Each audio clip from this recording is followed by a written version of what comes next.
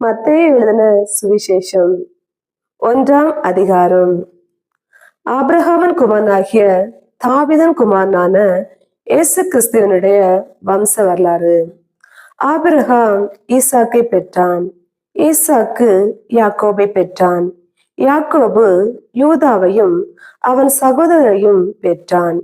யூதா பாரேசையும் சேராவையும் தாமாரிடத்தில் பெற்றான்.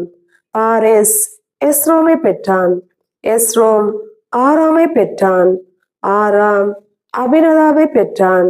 அமினதாப் நகசோனை பெற்றான். நகசோன் சல்மோனை பெற்றான். சல்மோன் போவாசை ராகாவிடத்தில் பெற்றான். போவாஸ் ஓபேதை ரூத்தினிடத்தில் பெற்றான். ஓபேத் ஈசாயை பெற்றான். ஈசாய் தாவீது ராஜாவை பெற்றான். தாவீது ராஜா உரியாவின் மனைவியாய் இருந்தவிடத்தில் சாலமோனை பெற்றான். சாலமோன் ரெகொபயாமை பெற்றான். ரெகொபயாம் அபியாவை பெற்றான். அபியா ஆசாவை பெற்றான். ஆசா யோசபாத்தை பெற்றான்.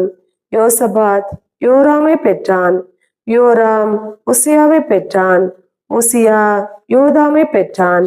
யோதாம் ஆகாஸை பெற்றான். ஆகாஸ் எசேக்கியாவை பெற்றான். எசேக்கியா மனாசேயை பெற்றான். மனாசே ஆமோனை பெற்றான். ஆமோன் யோசியாவை பெற்றான். பாபிலோனுக்கு சிறைப்பட்டு போகும் காலத்தில் யோசியா எகோனியாவையும் அவனுடைய சகோதரரையும் பெற்றான். பாபிலோனுக்கு சிறைப்பட்டு போன பின்பு எகோனியா சலாத்தியேலை பெற்றான். சலாத்தியேல் சொரோபாபேலை பெற்றான். சொரோபாபேல் அபியூத்தை பெற்றான். அபியூத் எலியாக்கீமை பெற்றான். எலியாக்கீம் ஆசோரை பெற்றான். ஆசோர் சாதோக்கை பெற்றான். சாதோக்கு ஆகீமை பெற்றான். ஆகீம் எலியூத்தை பெற்றான். எலியூத் எலையாசாரை பெற்றான். எலையாசார் மாத்தானை பெற்றான். மாத்தான் யாக்கோபை பெற்றான். யாக்கோபு மரியாளுடைய புருஷனாகிய யோசேப்பை பெற்றான். அவளிடத்தில் கிறிஸ்து எனப்படுகிற இயேசு பிறந்தார். இவ்விதமாய் உண்டான தலைமுறைகள் எல்லாம் ஆபிரகாம் முதல் தாவீது வரைக்கும் 14 தலைமுறைகளும், தாவீது முதல் பாபிலோனுக்கு சிறைப்பட்டு போன காலம் வரைக்கும் 14 தலைமுறைகளும், பாபிலோனுக்கு சிறைப்பட்டு போன காலம் முதல் கிறிஸ்து வரைக்கும் 14 தலைமுறைகளுமாம். இயேசு கிறிஸ்துடைய ஜனனத்தின் விவரமாவது, அவருடைய தாயாகிய மரியாள் யோசேப்புக்கு நியமிக்கப்பட்டிருக்கையில் அவர்கள் கூடி வரும் முன்னே அவள் பரிசுத்த ஆவினாலே கர்ப்பவதியானாள் என்று காணப்பட்டது.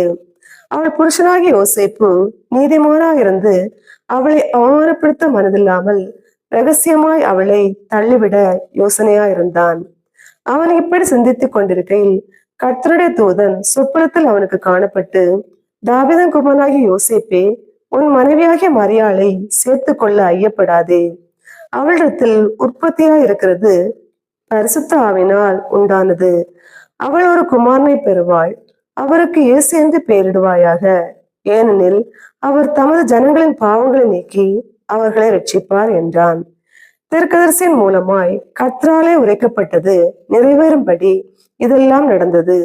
அவன், இதோ ஒரு கன்னிகை கர்ப்பவதியாகி ஒரு குமாரனை பெறுவாள். அவருக்கு இம்மானுவேல் என்று பெயரிடுவார்கள் என்று சொன்னான். இம்மானுவேல் என்பதற்கு தேவன் நம்மோடு இருக்கிறார் என்று அர்த்தமாம். யோசேப்பு நித்திரை தெளிந்து எழுந்து கர்த்தருடைய தூதன் தனக்கு கட்டளையிட்டபடியே தன் மனைவியை சேர்த்து கொண்டு, அவள் தன் முதற் பேரான குமாரனை பெருமிடமும் அவளை அறியாதிருந்து அவருக்கு இயேசு என்று பெயரிட்டான். இந்த 1ஆம் அதிகாரத்திலே இயேசு கிறிஸ்துவின் வம்ச வரலாறு ஆபிரகாம் மூலமாய் உண்டானதை குறித்து கூறப்பட்டிருக்கிறது. நோவாவின் காலத்தில் பெருவெள்ளம் வந்து தேவனானவர் இந்த உலகத்தை முற்றிலுமாக அழித்து விட்டார். அதன் பிறகு நோவாவுக்கு பிறந்த 3 பிள்ளைகளாகிய சேம், காம், யாபேத் இவர்கள் மூலமாகத்தான் இந்த உலகத்தில் சந்ததி உருவானது. அதிலே சேமுடைய சந்ததியில் வந்த ஆபிரகாமைத்தான் தேவன் தனியாக அழைக்கிறார். இந்த ஆபிரகாம் மூலமாக யூதாவின் சந்ததியில் இயேசு கிறிஸ்து பிறக்கிறார். மேலும் இந்த அதிகாரத்துல என்ன சொல்லியிருக்கிறது அப்படின்னு பார்த்தோன்னா, மரியாள் யோசேப்புக்கு நியமிக்கப்பட்டிருக்கிறாங்க. ஆனா அவங்க கூடி வருவதற்கு முன்பாகவே அவங்க கன்சீவா இருக்கிறாங்க. அது யோசேப்புக்கு தெரியுது.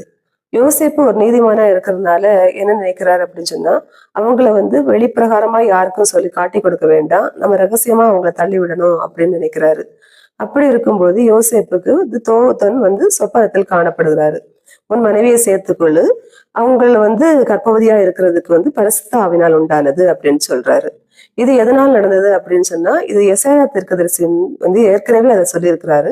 அது இப்பொழுது நிறைவேறுகிறது அப்படின்னு சொல்லிட்டு தூதன் சொல்லுகிறாரு. ஏதோ ஒரு கன்னிகை கர்ப்பவதியாகி ஒரு குமாரனை பெறுவாள், அவருக்கு இம்மானுவேல் என்று பெயரிடணும் அப்படின்னு சொல்லிட்டு சொன்னாரு.